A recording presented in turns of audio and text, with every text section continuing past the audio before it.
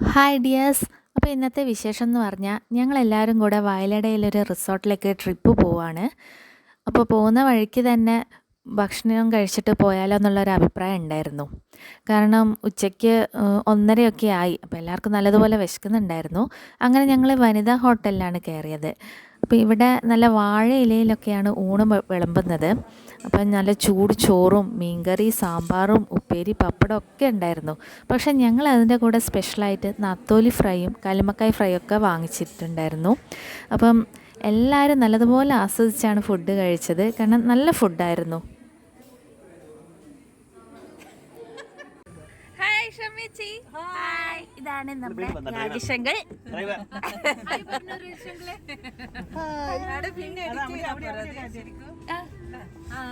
അപ്പൊ നമ്മളെ വണ്ടി പുറപ്പെടുകയാണ്.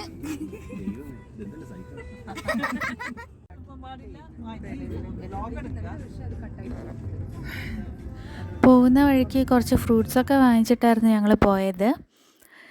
പിന്നെ റിസോർട്ടിലെത്തുമ്പോഴേക്കും നല്ല മഴയുണ്ടായിരുന്നു. പക്ഷേ റിസോർട്ട് എത്തിയപ്പോഴേക്കും ആ മഴയൊക്കെ ഒന്ന് തോർന്നു. ഞങ്ങൾ വിചാരിച്ചു പൂളിലിറങ്ങാൻ ബുദ്ധിമുട്ടാവുമെന്ന്. പക്ഷേ മഴ തോർന്നുകൊണ്ട് പിള്ളേർ ആക്റ്റീവായി. അവർക്ക് പിന്നെ പൂളിലിറങ്ങാൻ വേണ്ടി നല്ല തിരക്കായിരുന്നു. അവർ പിന്നെ ഡ്രസ്സൊക്കെ ചേഞ്ച് ചെയ്തു പൂളിലേക്ക് ഇറങ്ങി.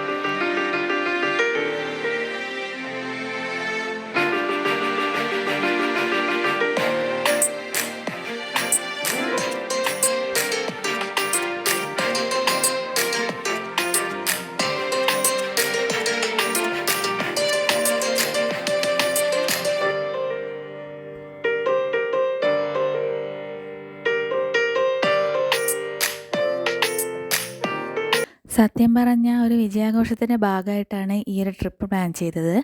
ഈ വർഷത്തെ SSLC ടോപ്പ് മാർക്കോട് പാസ്സായ ഡിയോ കുട്ടന് ഒരു മെമൻറ്റോ കൊടുത്തു.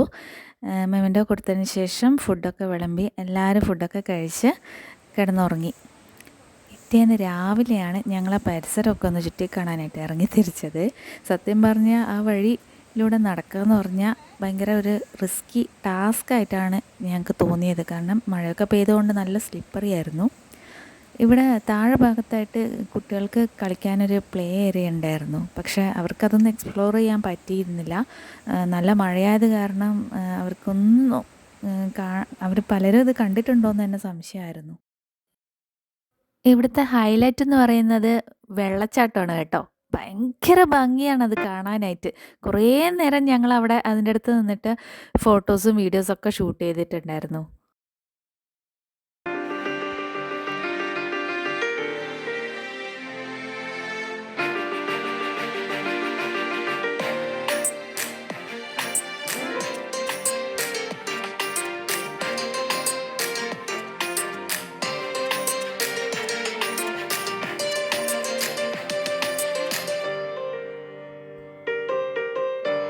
അങ്ങനെ ഞങ്ങൾ റിസോർട്ടിലുള്ള ചേട്ടന്മാരോടൊക്കെ യാത്ര പറഞ്ഞ് ഞങ്ങൾ നാട്ടിലേക്ക് തിരിച്ചു. 3 വണ്ടികളിലായിട്ടാണ് ഞങ്ങൾ വന്നത്. ഇപ്പം നിങ്ങൾ 2 കാറിന് മാത്രമേ കാണുന്നുണ്ടാവൂ. ഒരു ബ്ലാക്ക് ക്രെറ്റ കൂടെ ഉണ്ടായിരുന്നു കേട്ടോ. അത് പിന്നെ നിങ്ങൾക്ക് കാണിച്ചു തരാം. വരുന്ന വഴിക്ക് നല്ല മനോഹരമായിട്ടുള്ള കാഴ്ചകളൊക്കെ ഉണ്ടായിരുന്നു. ഇറങ്ങിയിട്ട് ഷൂട്ട് ചെയ്യാനുള്ള ഒരു ടൈം ഞങ്ങൾക്ക് ഇല്ലായിരുന്നു. കാരണം മഴ എപ്പോഴാണ് പെയ്യുക എന്നുള്ളൊരു കൺഫ്യൂഷൻ ഉണ്ടായിരുന്നു. അങ്ങനെ ഹൈവേ തന്നെ ഞങ്ങൾ ഒരു റെസ്റ്റോറൻറ്റ് തപ്പി ഇറങ്ങിയതാണ്. 2 മണിയെല്ലാം ആയിക്കൊണ്ട് എല്ലാവർക്കും വിശപ്പിൻ്റെ വിളി വന്നു. അങ്ങനെ നല്ലൊരു റെസ്റ്റോറൻറ്റ് തന്നെ ഞങ്ങൾക്ക് കിട്ടി. അങ്ങനെ അവിടെ ഞങ്ങൾ വണ്ടിയൊക്കെ പാർക്ക് ചെയ്ത് റെസ്റ്റോറൻറ്റിലോട്ട് കയറി. ബോയ്സ് മന്തി റൈസായിരുന്നു ഓർഡർ ചെയ്തത്. അവർക്ക് വളരെ പെട്ടെന്ന് തന്നെ കിട്ടിയിരുന്നു. കാരണം ബിരിയാണിയും മന്തിയൊക്കെ എത്രയും പെട്ടെന്ന് തന്നെ ഓർഡർ ചെയ്താൽ കിട്ടുന്നൊരു സാധനമായിരുന്നല്ലോ. ഗേൾസ് ബിരിയാണിയാണ് ഓർഡർ ചെയ്തത്. പിന്നെ ഞങ്ങളുടെ ചേട്ടന്മാരും ബിരിയാണിയാണ് ഓർഡർ ചെയ്തത്. ഞങ്ങൾ മാത്രം ചോറായിരുന്നു പറഞ്ഞിട്ടുണ്ടായിരുന്നത്.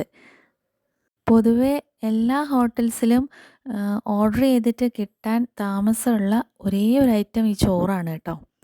അപ്പോൾ എൻ്റെ ഹസ്ബൻഡൊന്നും ഒരിക്കലും ഹോട്ടലിൽ പോയാൽ ചോറിന് പറയുകയില്ല. കാരണം കാത്തിരിക്കാനുള്ള ക്ഷമയില്ല, ടൈം വേസ്റ്റ് ആവുമെന്ന് പറയുക. അപ്പോൾ മൂപ്പർ ബിരിയാണി ഓർഡർ ചെയ്യാറ്. ഞങ്ങൾ ചോറ് പറഞ്ഞതും കൊണ്ട് പെട്ടിരിക്കുകയാണ്. ചേട്ടന്മാരുടെ ടേബിളിലാണ് ബിരിയാണിയൊക്കെ എത്തി അവർ കഴിച്ചും തുടങ്ങി കേട്ടോ. അങ്ങനെ ദീർഘനേരത്തെ കാത്തിരിപ്പിന് ശേഷം ഞങ്ങളുടെ ടേബിളിൽ കറികളൊക്കെ എത്തിയിട്ടുണ്ട്.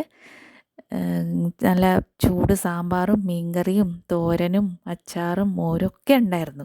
പക്ഷേ ഞങ്ങൾ സൈഡായിട്ട് കൂന്തൽ ഫ്രൈയും ബീഫ് ഡ്രൈ ഫ്രൈ കൂടെ പറഞ്ഞിട്ടുണ്ടായിരുന്നു. അതും കിട്ടാനായിട്ട് കുറച്ച് ഡിലേ ഉണ്ടായിരുന്നു. പക്ഷേ ഒത്തിരി കാത്തിരുന്നാൽ എന്താ നല്ല ടേസ്റ്റി ഫുഡായിരുന്നു കേട്ടോ. അങ്ങനെ ഫുഡൊക്കെ കഴിച്ചതിന് ശേഷം ബിരിയാണി കഴിച്ചവരൊക്കെ ലൈം ടീക്ക് പറഞ്ഞിട്ടുണ്ടായിരുന്നു. കുറച്ച് പേര് ലൈം ജ്യൂസിനും പറഞ്ഞിട്ടുണ്ടായിരുന്നു. അങ്ങനെ ലൈം ടീ ഒക്കെ കിട്ടി. അതൊക്കെ എല്ലാവരും കുടിച്ചു. ഞങ്ങൾ പെട്ടെന്ന് തന്നെ കാറിൽ കയറി